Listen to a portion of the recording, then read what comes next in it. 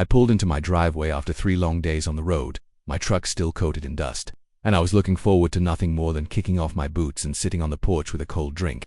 But the second I opened the gate, my heart sank. The whole front yard, my little pride and joy of a garden, was gone. Every flower, every sapling, every patch of color I had nursed through the seasons ripped out like it had never existed. The soil was raw, torn roots sticking out like broken bones. I just stood there, unable to step forward, like someone had stolen a piece of me while I was away. From across the street, my neighbor Marla leaned against her railing and whispered, just loud enough for me to hear, "She did it. Karen." I didn't even have time to react before I heard the click of heels on pavement. There she came, clipboard tucked under her arm like she was marching into a board meeting, voice sharp enough to cut through the air. "I warned you," she barked. "That jungle of yours was ruining property values, so I took care of it." I clenched my fists so tight my nails dug into my palms. I wanted to shout, to let the anger pour out, but instead I forced my voice low and steady. "You walked onto my land, and you destroyed my garden without permission, without a court order. You had no right." She smirked, that little tilt of the head people use when they think they're untouchable. "This is HOA territory. My word is final." What she didn't know, what made me want to laugh right there, was that her whole act was about to blow up in her face. But I kept that part tucked away. Instead, I pulled out my phone, started snapping pictures of the bare soil, the broken roots, the proof of what she'd done. Karen stepped in close, trying to block the lens. "Delete those HOA rules. Don't allow members to record official actions." I almost laughed. "Official actions? You think ripping up my garden like a thief is official business?" She shoved the clipboard toward me. "Read the notice. You're being fined for violating community standards.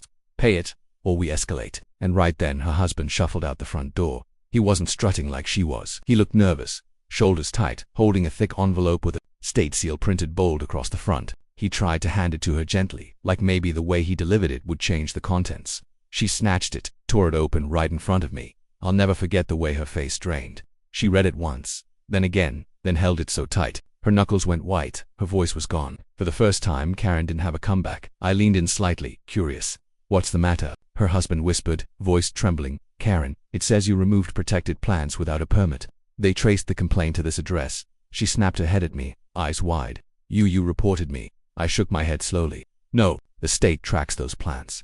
My garden wasn't just flowers, it was part of a conservation registry. I worked with the board years ago, before I even built this house.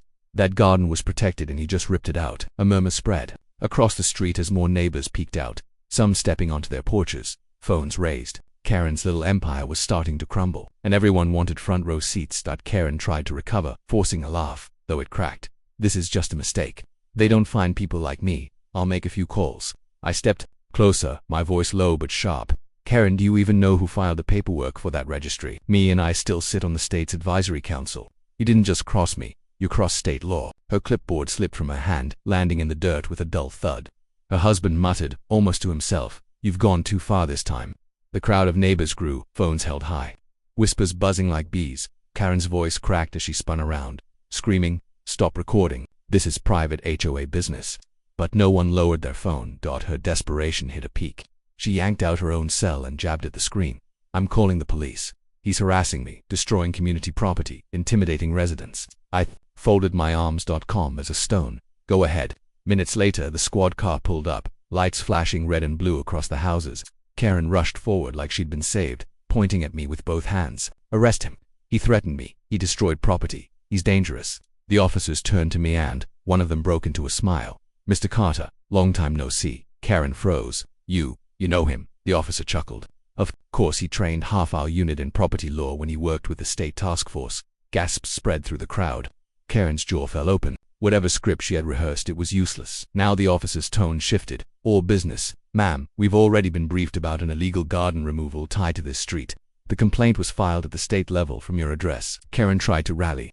"That's impossible. I'm the HOA president. I make the rules." The second officer shook his head. "HOA rules don't override state law.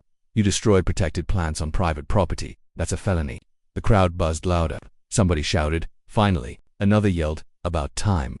Karen reached for her husband's arm, but he stepped back, shaking his head. "Don't drag me into this. You told me it was just weeds." Her voice cracked, desperate now. "He set me up. He planted those species just to trap me." The officer leveled his gaze. "Ma'am, the state has time-stamped satellite images, showing those plants have been there for years. This isn't a setup, this is evidence." For once, Karen had nothing left to say. The officer unfolded a paper, reading it loud enough for the block to hear.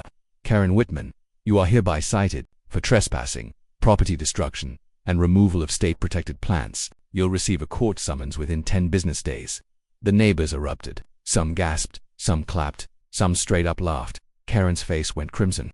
She lunged toward me, shrieking, "This isn't over. I'll sue you, I'll sue you, I'll sue." Officer cut her off, hand raised. "Ma'am, stop before you add obstruction to your list of charges." Her husband slipped into the crowd, leaving her to stand alone, shaking under the weight of every camera pointed her way. And then the floodgates opened. Neighbors who had stayed quiet for years started shouting. "You fined me for painting my fence. Karen, you threatened to tow my truck. You told me I couldn't hang Christmas lights." One by one, the stories poured out. The queen of the clipboard was surrounded, and this time the mob wasn't scared. They were free. I took a slow breath, let the moment settle, and then said the words that sealed it. I didn't fight for this country just to be told I can't plant a garden in my own yard. The crowd erupted in cheers. The officers led Karen away, her clipboard left broken in the dirt. The sun dipped low, painting the houses gold, and I looked at the bare patch of earth where my garden had been. It would take time to rebuild, but I knew I wasn't alone anymore. The neighbors who once whispered now stood beside me. Justice wasn't just served, it was planted, deep, like roots no one could rip out again. And here's the part where I turn it over to you. What do you think? Was the state fine enough for what she did, or should Karen have faced harsher charges? Have you ever had to deal with an HOA bully or someone abusing fake authority? Drop your thoughts in the comments, share your stories. Let's talk about where the line really is between community standards and personal rights.